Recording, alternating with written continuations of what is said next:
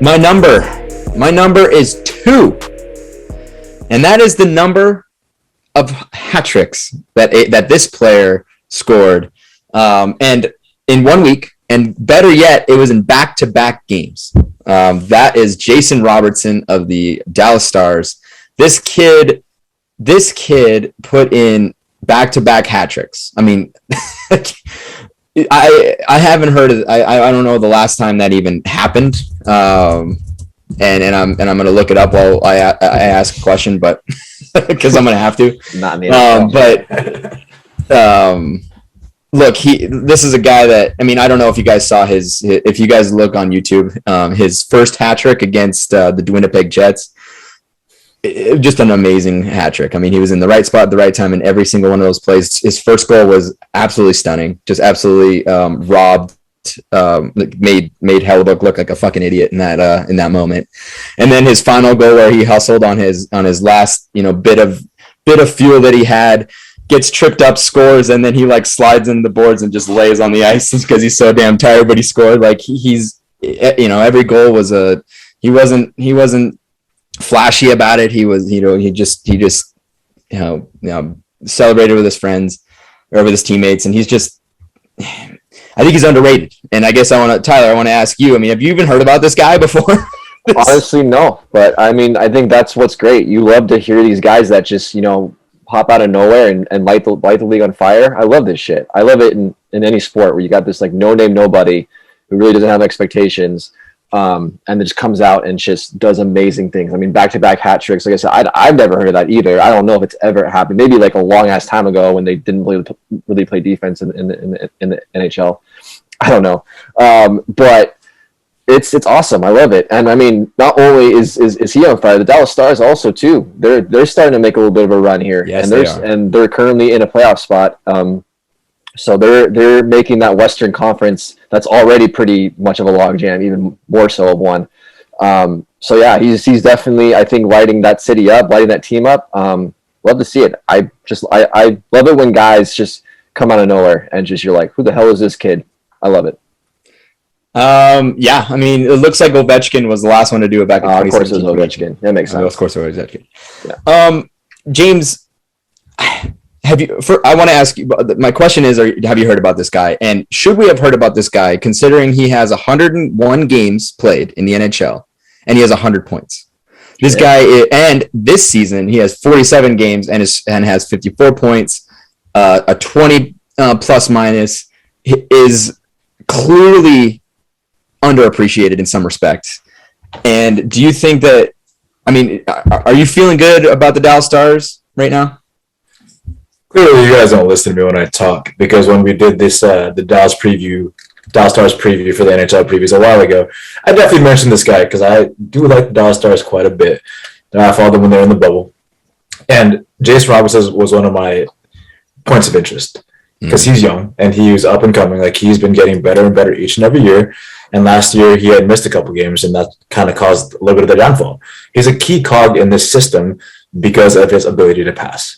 He's not necessarily a scorer, but he is a passer. And right now he's kind of getting rewarded for all of his hard work. 7 goals in this month, which is in 3 games. So in 3 games, he has 7 goals. He's never eclipsed more than 6 this season. He's already outscored last month's pace, which was 6. And the month before that was also 6. And in January, it was 5. Like, this dude is finally getting rewarded for his hard work. And maybe it's because other teams are watching film and realize that, hey, he's just a passer. We can sag off of him in shooting situations. And now he's taking advantage of it because now he's in the right spot at the right time that he's always been at, but has always passed out of it. But now he gets to take the shot. And it's cool to see somebody like this who's young, who's hardworking, who's part of a good system, finally get rewarded for his hard work. It's good to see. Yeah, you say that he's known for his passing, and he has more goals and assists this year. And that helps when you score 7 in 3 games. And James, I think you get a good point that he missed a couple games last season, and he's already eclipsed points there in less games, as you mentioned. But he was second in the Calder vote, which means you'd have to think that if he doesn't miss any games, he's probably not missing out on the Calder Trophy. Who won it last year? Was it Kirill Kaprizov? Because I mean, that's hard to beat. It was Kaprizov. It's hard to beat that. It is hard to beat that. The problem that I had is that Kaprizov is like 24 years old. And I know that he's technically a rookie, and that's also the question about I'm drawing a blank on the kid who's currently, Bunting over in Toronto. Kid's like 26 years old.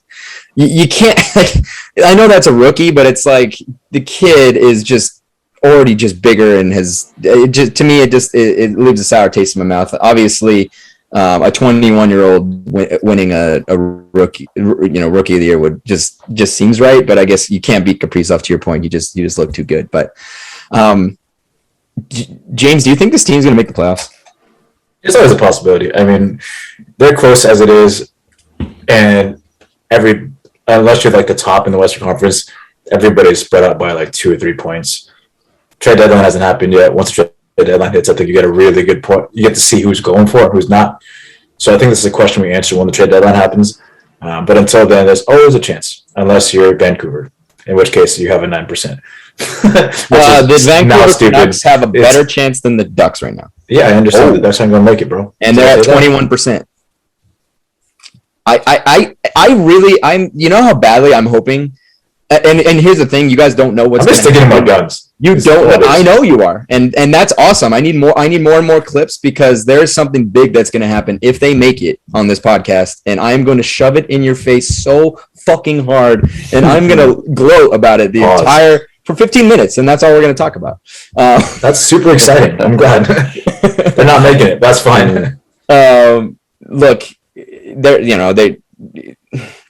Dallas is looking good. 7-2-1 the last 10, won the last 4. Minnesota's not looking too hot. They're 2-8 in the last 10.